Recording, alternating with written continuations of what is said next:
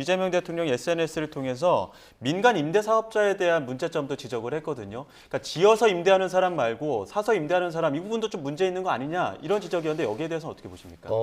대통령께서 계속 SNS 메시지를 통해서 부동산 정책에 대해서 얘기하고 있잖아요. 대통령이 굉장히 전방위적으로 공부가 잘 됐다. 그래서 비합리적인 것들에 대해서는 단호하게 정리를 하겠다라고 하는 메시지를 내고 있는 것 같습니다. 정책의 일관성을 국민들께 보여주는 것이고요.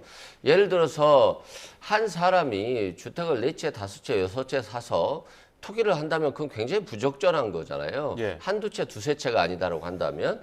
그런데 여기에 대해서는 중과세를 한다던가 여러 가지 대책들을 세웠는데 이제는 임대를 목적으로 건설해서 서민들에게 임대를 하는 게 아니라 그냥 매입합니다. 수십 채, 수백 채를 매입을 해요. 그래서 한 사람이 수백 채를 가지고 있고 이 수백 채를 갖다가 임대사업자 등록만 한 다음에 임대를 하는 거예요. 그러다 보니까 임대사업자로서의 혜택만 많이 보면서 어떤 중과세라든가 여러 세금에 있어서 이 회피를 하는 거예요. 그렇다고 한다면 대통령이 아무래도 중과세, 다주택자에 대한 중과세를 한다 할지라도 임대사업자들에게는 또 다른 혜택이 발생해서 부동산이 계속해서 폭등하는 문제가 발생할 수 있다. 그래서 이런 불합리한 구조로서의 하나의 예를 든 겁니다. 근데 대통령이 이렇게 예를 들었다라고 하는 것은 이것도 지금 합리적인 방향으로 시정 조치를 하겠다는 거예요.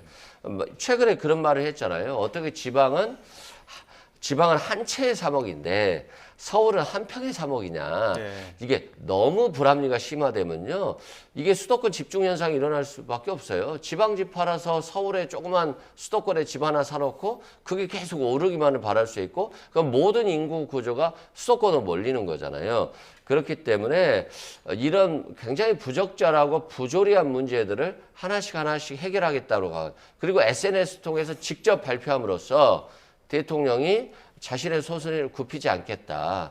중과세 유예 문제도 아니 왜 대통령이 이렇게 협박하면서 국민들께 집 팔라 하냐라고 보수 언론은 얘기하지만 중과세는 하겠다라고 하는 게 4년 전부터 있었어요.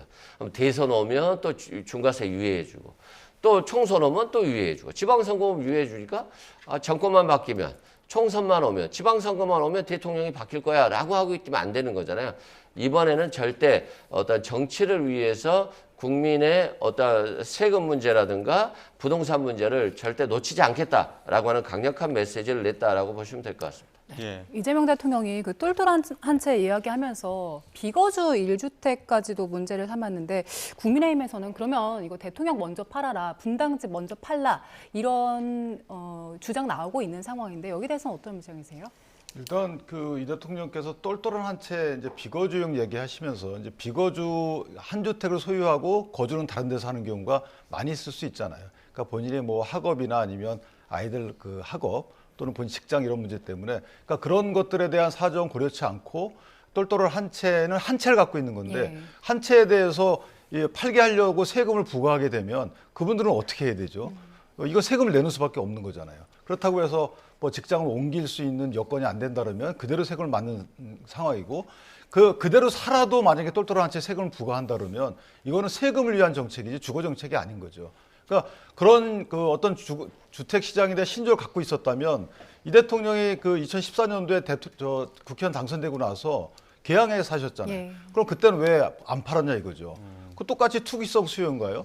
그러니까 본인은 다 거쳐오면서 불가피성을 알았을 거 아니에요. 그런데 그거는 본인은 이해를 하면서 국민들이 여러 가지 사정으로 그 불가피한 사정으로 비거주용 일가구 1주택을 갖고 있는 거에 대해서 이건 투기성이다 이렇게 진단하는 것이 맞느냐. 기본적으로 안 맞는 거죠. 그래서 물론 핀셋으로 골라낼 수 있으면 적절하겠지만 이것이 불가피한 비거주인지 아닌지를 어떻게 합니까? 일일이 다 그럼 국민을 감시하겠다는 건가요? 그러니까 어느 정도는 정책을 위반할 때 불가피한 부분을 인정해주고 넘어가야 되는데 그런 측면에서 문제가 있다는 거고 그다음에 민간 임대주택 관련돼서도 아까 말씀 주셨지만 이 부분은 대통령이 화두를 던질 만은 해요. 그런데 이게 2015년도부터 있어 왔던 거예요. 저희가 임대주택법이 생겨서 임대주택을 많이 공급하자 해가지고 그 당시에 민간과 공공이 건설과 매입을 통해서 임대 분량을 많이 생산해냈다고요. 이것이 2014년도부터 있었던 거니까 지금 오늘에 있었던 제도가 아닙니다. 그러니까 민간 임대주택을 할 때 그 사람들은 10년간 못 팔아요.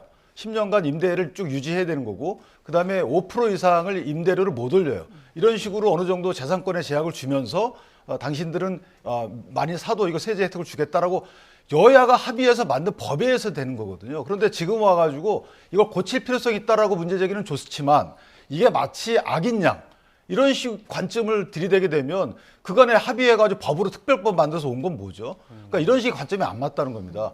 대통령이 이런 건 지적할 수 있죠. 그러니까 10년 동안에 임대주택을 유지할 의무가 있는데 만약에 거의 재건축이 되면 그건 의미가 없어지거든요. 이런 것들을 지적하실 수가 있어요. 그럼 뭐 재건축 그 해당 부분을 사가지고 한 4년 정도에 재건축될 것을 임대 등록을 해가지고 4년 후까지 딱 유지한 뒤에 팔아버리면 그럼 당신들은 이거 부당이득 아니냐 이런 식의 문제 제기는 가능한 거죠. 그러니까 예. 그런 법의 허점을 메우는 식의 문제 제기는 좋지만 일반적으로 민간 매입 임대주택 제도가 문제 있다. 이거는 저는 동의하기 어려워요.